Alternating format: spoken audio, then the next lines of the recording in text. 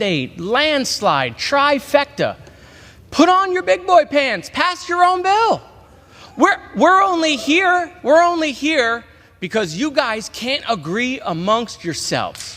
That's right. So hold on a second. Democrats will keep government open for the American people.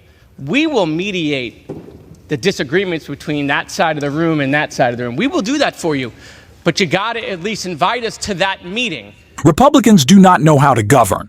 And it is already incredibly clear because as the Trump administration, in kind of a small way, has already started to begin, he's pushing out his orders to Republican members of Congress. He's trying to get his cabinet nominees soon confirmed. We can see that Republicans are in disarray, especially in the House, where we even see Republicans eating their own with Speaker Mike Johnson, something we saw, of course, before with Kevin McCarthy. And so while Donald Trump claims this overwhelming mandate that should allow him to get through all of his agenda, Republicans, not Democrats, might actually be what gets in the way of that because they're just so inept and they can't get stuff done. And it's good because the things they want to get done are terrible, but it's pretty fun to watch them fall on their faces, and it's great to see Democrats call them out. And that is exactly what one of our favorite Democrats, Jared Moskowitz, did in an incredible clip that I can't wait to check out on the House floor. But before we get into that, if I could quickly ask you to leave a like on this video, and if you haven't already, and you enjoy our channel, to hit that subscribe button.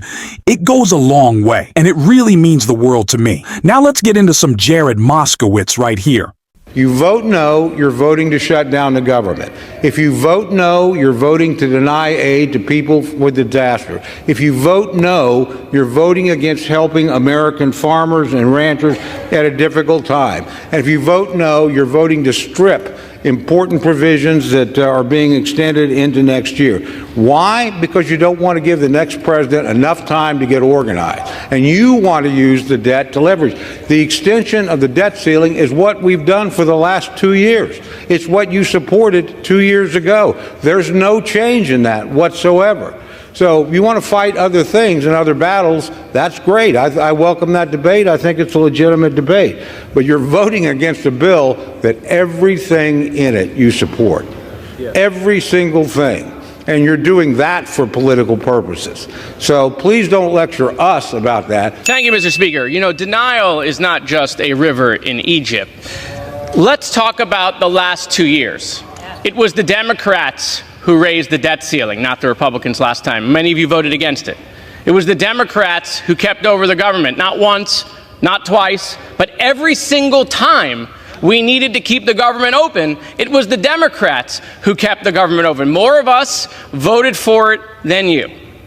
And all I've heard for the last couple of weeks about it, this giant mandate, landslide, trifecta. Put on your big boy pants, pass your own bill. We're only here because you guys can't agree amongst yourselves. That's right. So hold on a second. Democrats will keep government open for the American people. We will mediate the disagreements between that side of the room and that side of the room. We will do that for you, but you got to at least invite us to that meeting. So if you want us to solve your problem because you can't agree amongst yourselves, reach out. Thank you, Mr. Speaker. Time has expired. The Speaker of the House broke his word. That's why we're here. And to the gentleman from Missouri who just spoke, I've been here for a long time.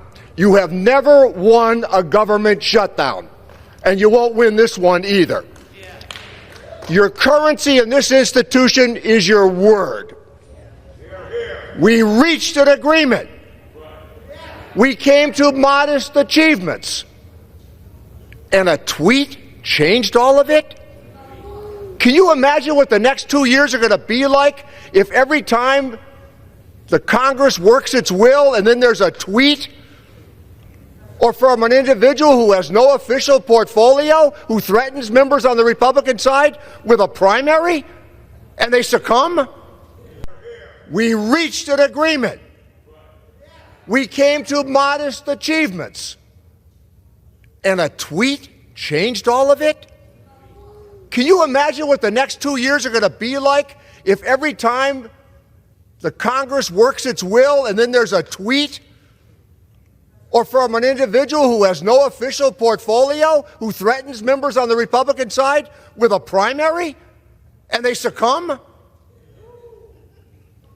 This institution has a separate responsibility based upon the separation of powers. Now, part of the problem for Republicans right now that was identified by Jared Moskowitz, calling out how inept and incapable of governing they are, what a mess is happening in our government. Part of the problem for Republicans now, more so maybe than before, is that the leadership structure is kind of as skew. Republicans used to have Mitch McConnell kind of running the show as Senate Majority Leader, and that would bleed over a little bit into Congress. But now, their current Speaker, Mike Johnson, really has no authority. They take orders from Donald Trump, but they also take orders from Elon Musk. And when they start to butt heads, when that tension starts to form, that we're beginning to see, Republicans don't really know what direction to go into.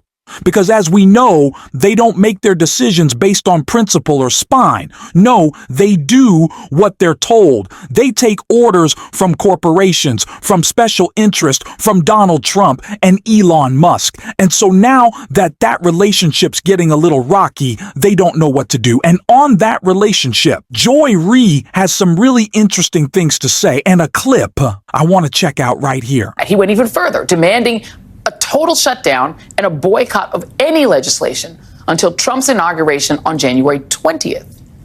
Elon Musk, the foreign-born billionaire who uses X-Twitter to leverage his personal agenda, threatened any Republican who voted for the bill with primary challenges funded by him. Meaning, in his view, he doesn't just own Trump. He owns every single elected Republican in Washington. Sweet deal for a government contractor who's ineligible to actually be president himself and who no one elected. This bill that Elon hated so much would have extended government spending levels through March and provide $100 billion in disaster relief for states hit by hurricanes, plus farm assistance, health care measures to reduce drug costs, and it included a cost of living pay raise for members of the most unproductive Congress in decades. Musk's 150 tweets, many including complete misinformation about the bill, triggered mass hysteria among the always jittery Republicans on the Hill and caused them to fall in line real quick, just like they usually do for Trump. Does Musk have too much influence? No, I don't think so. I think this is exactly what the American people voted for when they voted for Donald Trump. To Vivek and Elon, who came a couple of weeks ago and were treated like rock stars, welcome to the party, pal. We're glad to have them. What happened was, in many ways, Doge did its job. While Musk was whipping votes against the spending bill, Trump was frankly MIA, or maybe sunning himself on the patio at Mar-a-Lago, having a cheeseburger and a Coke while Daddy was working. But he did finally pipe up hours after Musk's initial Twitter tweak out, adding to Musk's demands that Congress raise the debt ceiling right now while actual President Biden is still in office. There is nothing more I would love. It's all I want for Christmas, and I hope you all enjoy the little Christmas tree. We're trying to bring a little joy to this season on this show. All I want for Christmas is the relationship between Elon Musk and Donald Trump to blow up in their faces. I want to see the Civil War. It would be beautiful. It would be so nice. It would make the world such a better place. But until that comes, because I think it has a pretty good chance of blowing up in their faces, we're going to continue to call both of them out every single day on the show. And if you want to support that, as always, you can hit that subscribe button. You can leave a like on this video. And if you stuck around to the end, you can drop a blue heart in the comments. And until next time, I'll see you soon.